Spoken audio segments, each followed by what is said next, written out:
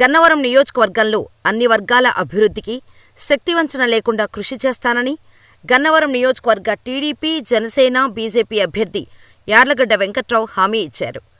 Gannavaram rotary ఆడిటోరియంలో మంగళవారం సాయంత్రం జరిగిన రజక సంఘం ఆత్మీయ సమావేశంలో పాల్గొన్నారు.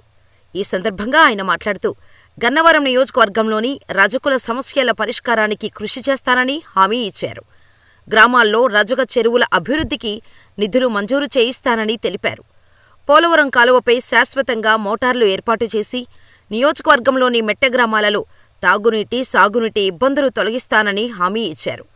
పోలవరం కాలువ నీటితో గ్రామాల్లోని చెరువులు నింపి సాగునీటి కొరత తీరుస్తామని చెప్పారు. నియోజకవర్గంలో నిరుద్యోగ సమస్యకు పరిష్కారానికి ప్రత్యేక కృషి చేస్తానని, రానున్న ఎన్నికల్లో సైకిల్ గుర్తుపై ఓటు వేసి భారీ మెజారిటీతో గెలిపించాలని ఓటర్లకు యార్లగడ్డ విజ్ఞప్తి చేశారు.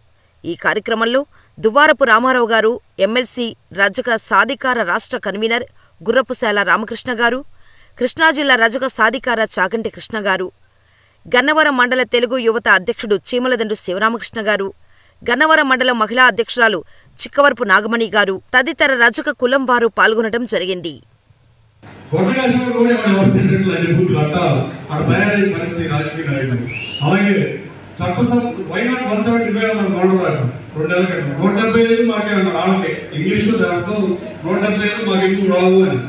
ఇప్పుడు శబ్దం అన్నారంటే అన్ని 175 ఈ శబ్దాలు ఎందుకు చదువుతున్నారు? రేపు నామినేషన్ కూడా పక్కగా చదువుతారు.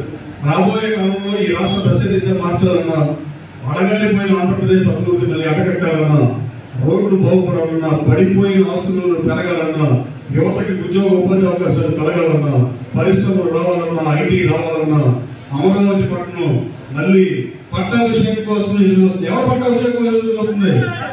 చంద్రబాబు నాయుడు ఈ రాష్ట్ర ముఖ్యమంత్రి గారి ప్రమాణ స్వీకారం రోజు కోసం ఎదురు చూస్తారు. అలాగే పోలవరం అలాగే ఆగిపోయిన చదువుతున్నారు. మనుషులు మన చదువుతూ చంద్రబాబు కోసం ఎదురు చూస్తే పెద్ద మ్యాటర్ కాదు. పోలవరం కూడా వస్తుంది. ఎక్కడున్నాడు చంద్రబాబు గారు, ఎప్పుడు వస్తారు చంద్రబాబు గారు, ఎక్కడికి పోవాలి? అలాంటి పరిస్థితుల్లో ఈ దిక్కుమాల రాష్ట్రం కొట్టుకుని కాదంటే ఈ రాష్ట్రం గురించి ఆఖరి 13 లక్షల కోట్ల అప్పులు చేసి సంక్షేమ పథకాలు ఇవ్వాల్సిందే. ఎట్టి పరిస్థితుల్లో బిలో పవర్టీ దారిద్ర్య దిగువలో ఉన్న ఎవరికైనా మీరు నేనున్నా ఇంకోటి ఇవ్వాల్సిందే. కానీ అభివృద్ధిని పూర్తిగా విస్మరించడం దారుణం. 2 సంపాదించే వాళ్ళు కానీ మీకున్న ఎక్కడో దాని మీద ఆలోచన కూర్చొని తీవ్రపోవాలంటున్నారు. తప్పుడు దాని మనం పనిచేసుకోలేదు.